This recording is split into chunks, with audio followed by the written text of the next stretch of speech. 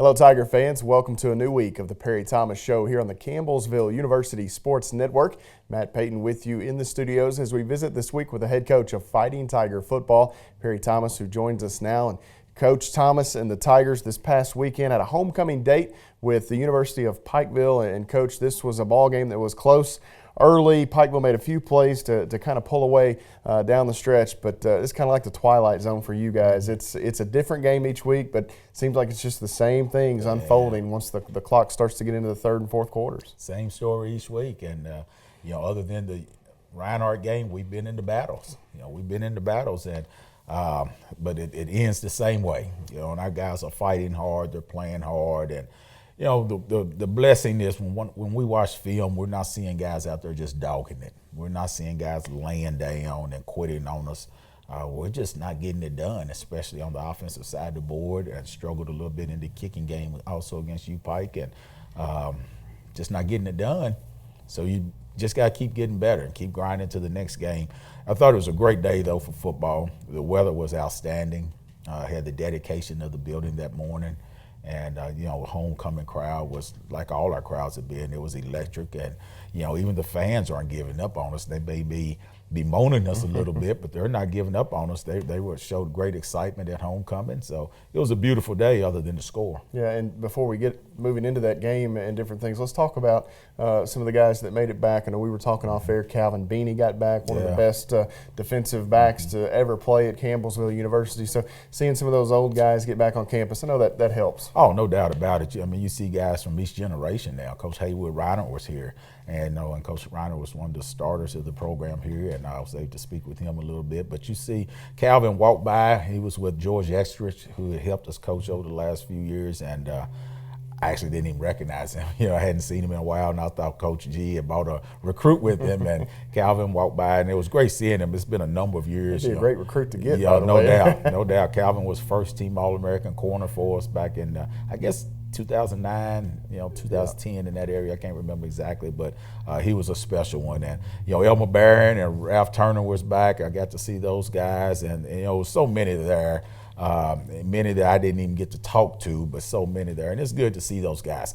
Got to see a couple of guys from Coach Deaton and Coach Peach era and Coach Finley era that hadn't seen in a while. And some of them didn't really know. They came up and introduced themselves. So homecoming is always a special activity for that. And Elmer's a guy from the Chicago area. I got a bone to pick with him. He was wearing a Cincinnati Reds jersey. So the Cubs fan in me, I'm going to have a word with Elmer there. But Coach, let's get on the field. Game got away a little bit late. 35-15, the final score. The Tigers come up short as we look at some of the numbers from that homecoming matchup with the University of Pikeville. Campbellsville, Tyler Sophia, coach, 21 of 36, 140 yards, touchdown interception on his ledger. Kendon Young had a big day offensively, 13 grabs, 84 yards, and a score for Kendon. Darius Moore is consistent as ever, 7 tackles there for Moore, 1 for loss. And, you look at that, Darius, maybe not that double-digit total that we've seen, but you didn't give up much to Pikeville.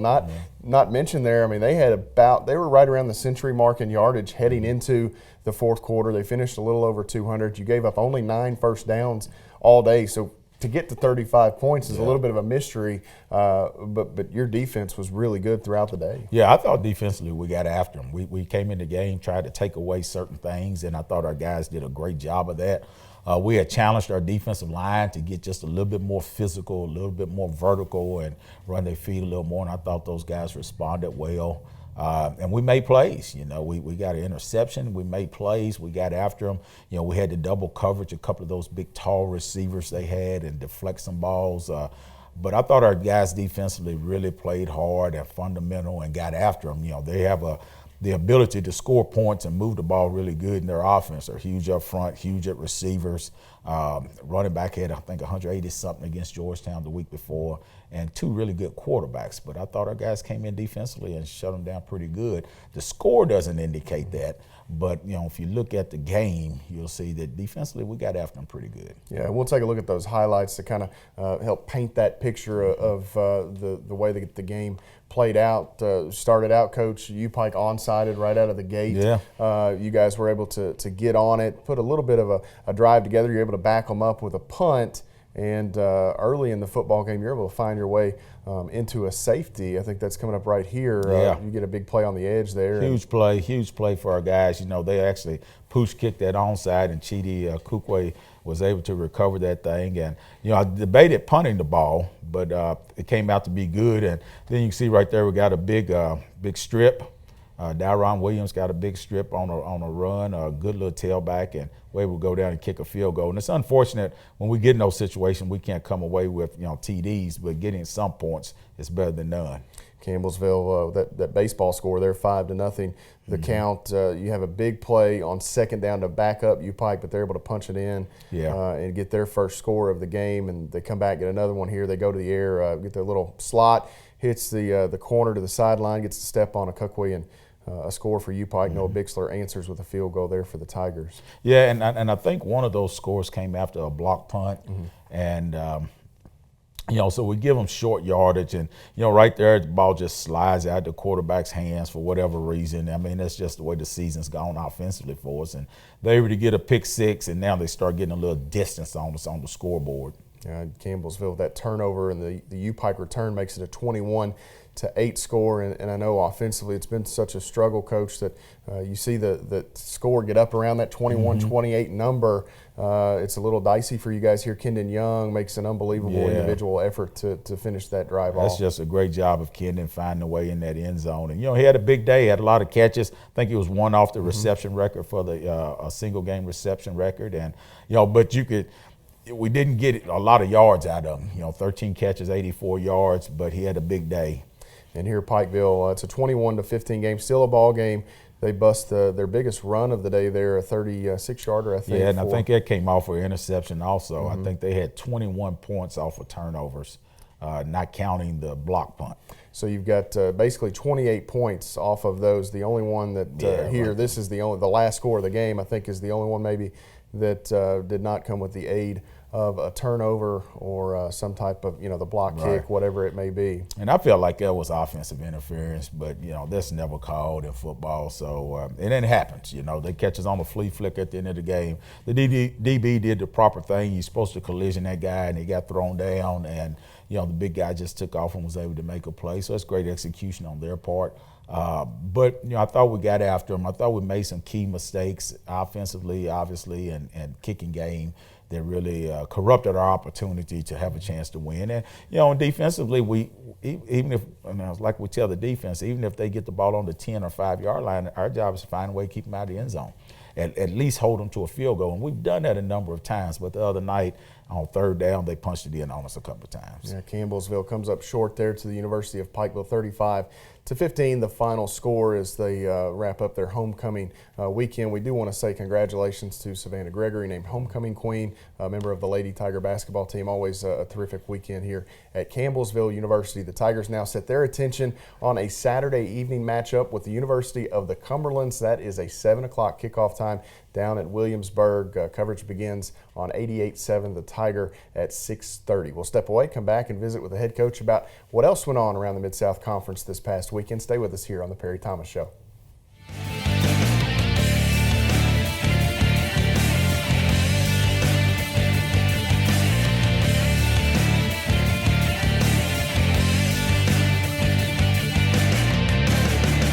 Solace at Saloma Baptist, an intergenerational church. Here, the family of Christ extends far past the walls, and hospitality is held on high. We are committed in our pursuit of discipling every nation and generation. For more information on service times, visit salomabaptist.com or call 270-789-0082 and add our Facebook at Saloma Baptist Church. Saloma Baptist, ministering to the community and to the world in the 21st century.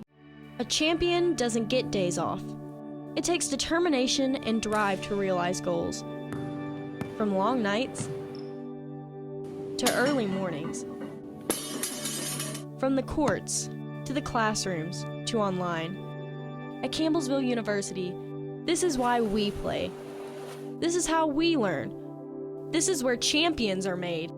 Find your calling for a life change at campbellsville.edu. Citizens Bank and Trust Company serves the Taylor County area with 3 convenient locations. Our online and mobile options can make your banking experience even easier, with features such as digital wallet, Touch ID login with our mobile app, and online deposits. Mobile banking also gives you the online control of your Citizens Bank debit card. Along with our banking locations, we also offer a no-charge ATM in the Student Commons on the campus of Campbellsville University. Citizens Bank and Trust in Campbellsville. Member FDIC, Equal Housing Lender.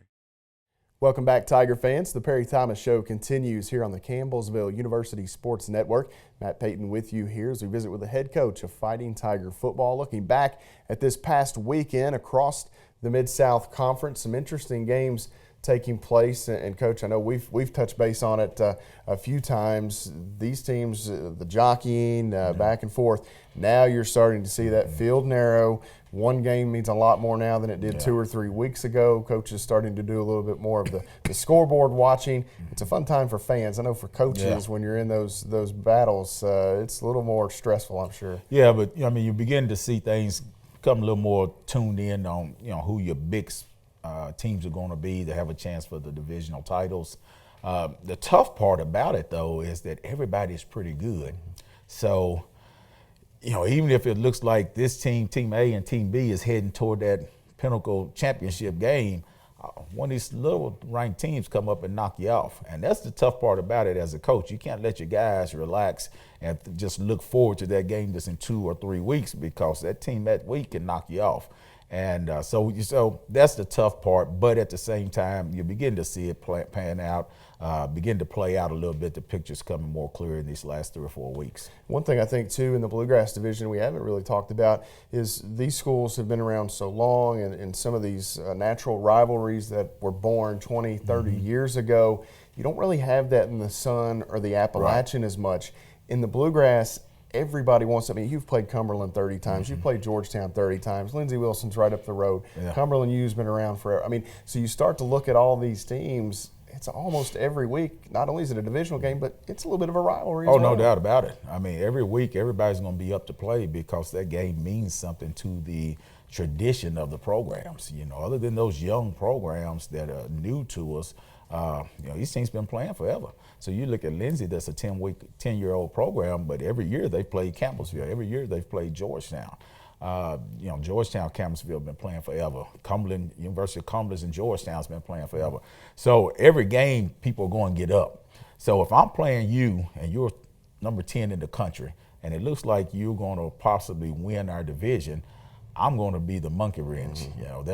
So that's what you have to ward against if you are in the front, and if you're behind, that's what you have to be building up. Let's throw a wrench into this thing and upset somebody, and kind of make them fight a little harder to get that championship. Yeah, and the Tigers will look to play spoiler this weekend as they battle Cumberland's for, I believe, the 31st time in the history of the two programs. So let's take a look at this past weekend across the Bluegrass division of the Mid-South Conference. A lot of interesting games. Obviously, Lindsey Wilson still undefeated with their win over Thomas More, 55-21, the final score of that one. Pikeville and Campbellsville listed there 35-15. We touched on that earlier. Georgetown and Bethel, 28-7. Bethel has really taken a hit after their monster season a year ago, and then Cumberland's of Kentucky knocking off Cumberland University of Tennessee 26-8. And Coach, you mentioned it, teams kind of getting to that last weekend. Lindsey and Cumberland's still on that crash course. Right. You guys are hoping to kind of upset the apple cart, so to speak, this weekend with a win over the Patriots. No doubt. We have that opportunity this week, and I tell you, another team in there that has the opportunity is Georgetown. Georgetown's playing better now. They've picked up some confidence over the last few weeks, and they're beginning to get in a little rhythm. So, they're capable of beating both Lindsey and Cumberland University, University of the Cumberlands. So there's some teams out there, including us, that still has a chance to throw something into that. The Cumberland win over Cumberland, Tennessee was an impressive win. Cumberland, Tennessee had been getting votes and been ranked in the top 25 a little bit this season. So that's a very impressive win for them. Georgetown win over Bethel, I thought was impressive.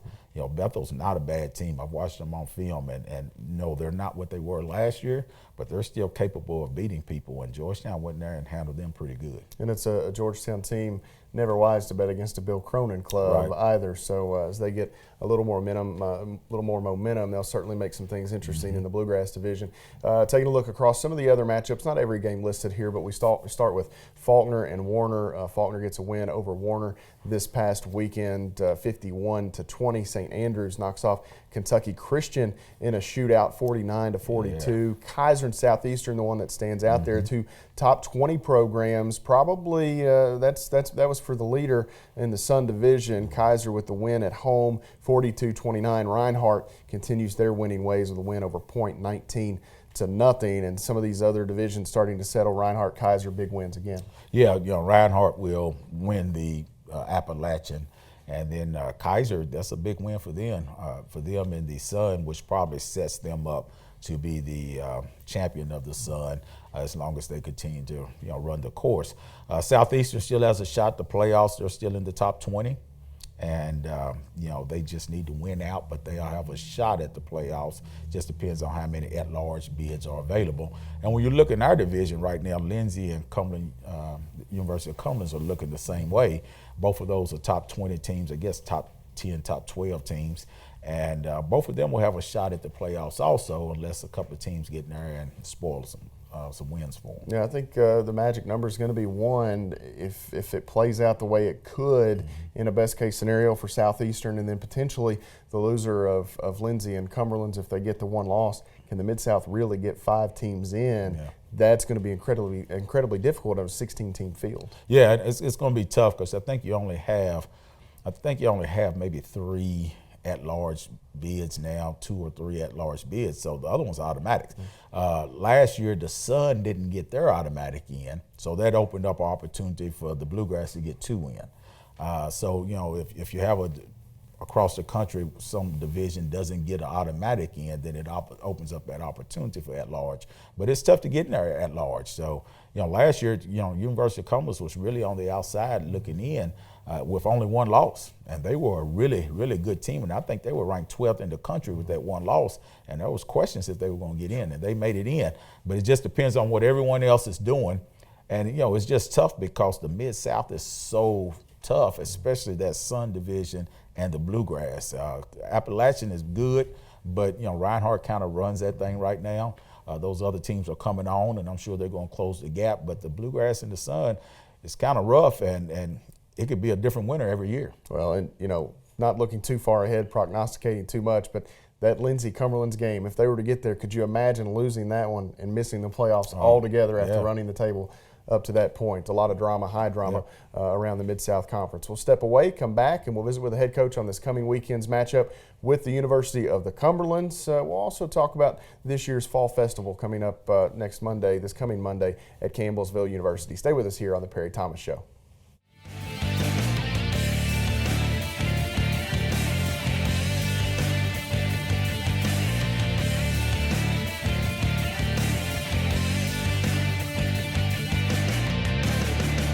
Kentucky's newest music venue is right around the corner.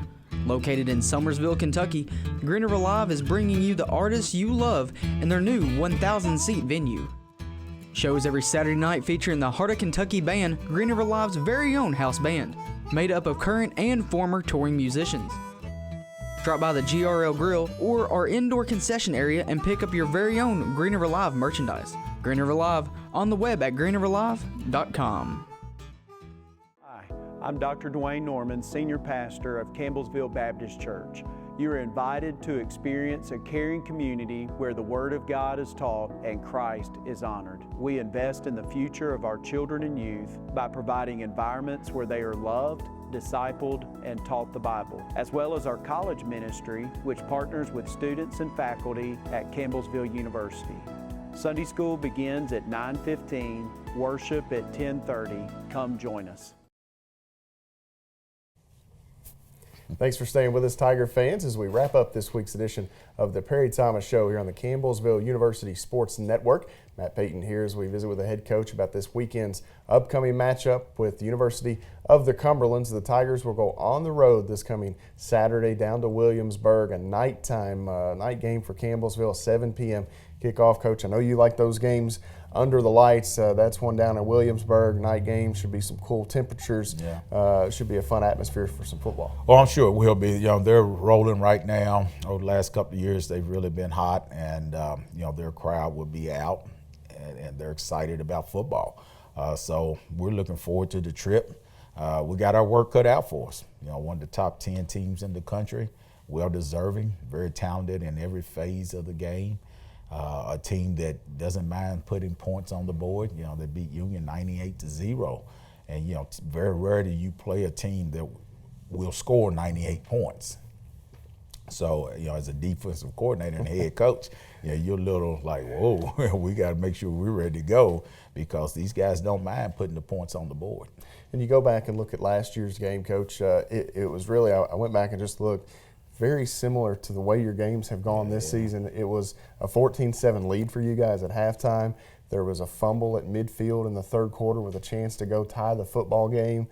Cumberlands gets the fumble recovery, scores a touchdown, and next thing you know, your opportunity was gone. It was so similar to this season, you know, eerily similar to what we've seen this year. Yeah, I mean, I think if you look back to last year period, the season kind of was like this year. The only difference is we were able to win a few more games. But, you know, defensively, we had to guard against big plays. You know, I remember they ran a trick play on us in that game and hit us. I think it was after a fumble. And then offensively, we struggled with anything. And kicking game, we was a little marginal too. So very similar type of team this year that we had last year. And, you know, they're a similar type team this year also. You know, Josiah Robbins, the quarterback, is back, and he's really good. All those skilled kids, they're always big on the front on both sides of the ball. I feel like we can go in there and play with them. Yeah, I feel good when our guys are executing that we can get after people. We just have to have that self-discipline to control ourselves. And what I mean by that is the turnovers that we control. You know, sometimes they're going to force some, but the ones we can control, and the key penalties. We take care of that, we might be sitting here with a different record right now. But, you know, regardless of our deficiencies in some spots with talent and fundamentals and stuff, we take care of those two things, we have a chance. And, you know, we're just not taking care of them. You mentioned Josiah Robbins. He's a guy that Cumberlands will use running the football as well as in the passing game. They're going to run it 60+% of the time, and that number may be skewed a little bit based on that Cumberland or the Union game earlier this season. They ran it basically the entire second half, so that number may be skewed, but they're right around, they're above 60% based on the numbers. Robbins is their second leading rusher, so they're going to put him into the offense and do some things to really attack you out on the edge and then in the passing game as well. Yeah, so we tell our guys, you know, he's a wildcat quarterback. You know, most of the time you see these last couple teams we've had, they've played wildcat cats. They'll move a receiver or something back there, and he will throw it some, but most of the time they're going to run it. Well, with him, you got to think wildcat every play. But he can throw, and he throws very well. You know, I mean, he's a quarterback. He's not a runner back there. He's a quarterback that can run, and they run him a bunch. They're going to run him on lead power stuff. They don't care if he gets hurt, and I don't mean that in a bad way, but they're not protecting him. They're going to go. They're going to run fake stuff, and he's going to keep it. And then he's going to throw the dickens out of it when he throws it. You know, he throws the ball deep, a good ball, and he throws the ball short. You know, the first half against Union, I think the first quarter, I'm not sure they ran the ball one play. I think they were all started out downfield passes with fades, then they moved to intermediate passes with little stops, then they moved to hitches. And, you know, they just clicking. So he can throw the football, but yes, he's a runner, and, you know, he complements their offense perfect. And I think he was right around 60% on the season throwing the football as well. So obviously the completion percentage, 60% is kind of that gold standard. If you can be around there, you get a chance to have some success. And Coach, let's walk through Cumberland's on the other side of the football, the Tiger offense. We mentioned some of the issues, but I know that offensive line and just being able to give Tyler Sophia the time and protect him is a big focal point. How do you do that this week? Well, the thing is, those guys have got to become battlers and be fundamentally sound. And, some of that's going to take some experience. You look at Lane Bottoms and Ethan Gossage, they're in there fighting their butts off, and they just got to get older and stronger and pick up schemes better. And that's going to come with time. So the only way they're going to get that is getting in the fire and going to work. But we're doing everything now. We're going max protection. We're chipping with backs. We're double teaming certain guys. And it's just little things that's getting us. I mean, and we'll blow assignment and the quarterback's getting hit. One key thing is that teams are bringing more pressure against us than they do week in and week out, just because we're giving up so many sacks. So we're seeing a little bit more. For last week, U-Pike, who brings pressure, but they were bringing even a little bit more because they know they can get to us. With Georgetown, they were just running 3 or 4 man fronts and twisting and stuff like that, or Thomas More and getting to us. So we just got to continue to chip with those backs, continue to get the ball out of our hands quick. One of the reasons Kendon had 13 catches for only 84 yards the other day was, we was getting the ball out quick to him. Simple stop at 3 patterns and hitches and so forth, and hoping that he could do something with it. Somebody miss a tackle and he can break them, and that's what we have to keep doing. We have to keep doing those things because we're not going to be able to protect the quarterback 4 or 5 seconds. And worth noting too, Howard Smith saw more time at receiver. We've completely just dropped off in terms of the names that we can call. Yeah. I know you guys are battling a ton of injuries, but you start thinking about Dakari Highsmith and Zion Kenner, Malik Richards, on and on down the list, Orion Belt. That receiver position just continues to get banged up, and you're having to move guys around now. Yeah, so already weak spot for us has gotten weaker. And the way NAIA football is set up with the participation cap that most people don't even understand, have a clue about what I'm talking about, you can't just throw people out there. So you have to, move people that have played. For example, Howard had played DB and played kicking game for us all year. So we was able to move him over. But unless somebody's out for the season, you can't just replace them. There's hope those other guys are going to be back eventually, but, we're running out of time. And it doesn't help that we're a little deficient up front protecting, and now we're a little deficient on the guys we can throw to. That doesn't help. But offensively, it's just been a rough 2 seasons, actually. Rough, last year was rough, and this year's been rough. And, as a head coach, that's something we have to address as we go and get better.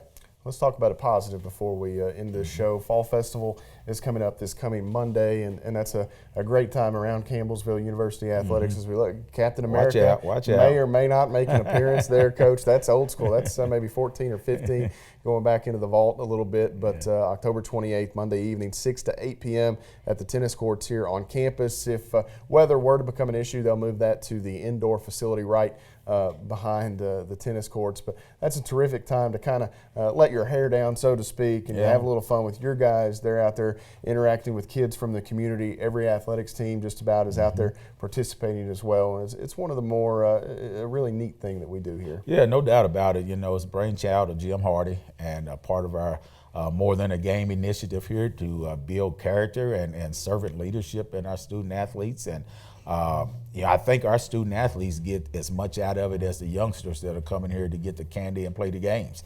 Obviously those kids love it, but those student athletes get out there and they dress in costumes. I think football's going as Cowboys this year, and they get out there and wound up having a great time.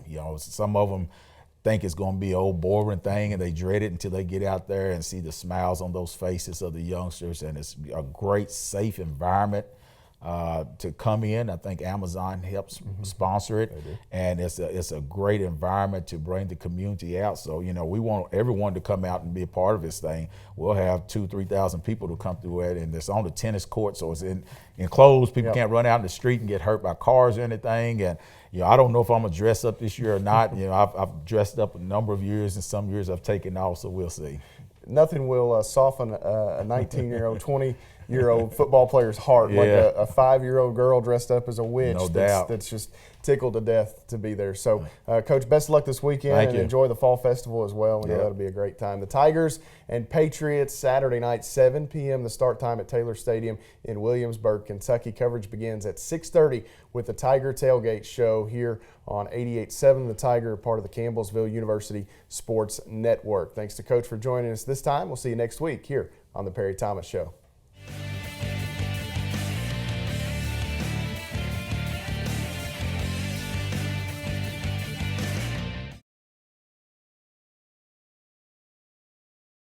Central Kentucky's newest music venue is right around the corner. Located in Summersville, Kentucky, Green River Live is bringing you the artists you love in their new 1,000-seat venue. Shows every Saturday night featuring the Heart of Kentucky band, Green River Live's very own house band, made up of current and former touring musicians. Drop by the GRL Grill or our indoor concession area and pick up your very own Green River Live merchandise. Green River Live on the web at greenriverlive.com. Take a look at Campbellsville University's campus with us, right here on WLCU TV, Campbellsville, Comcast Channel 10, and Digital Channel 15.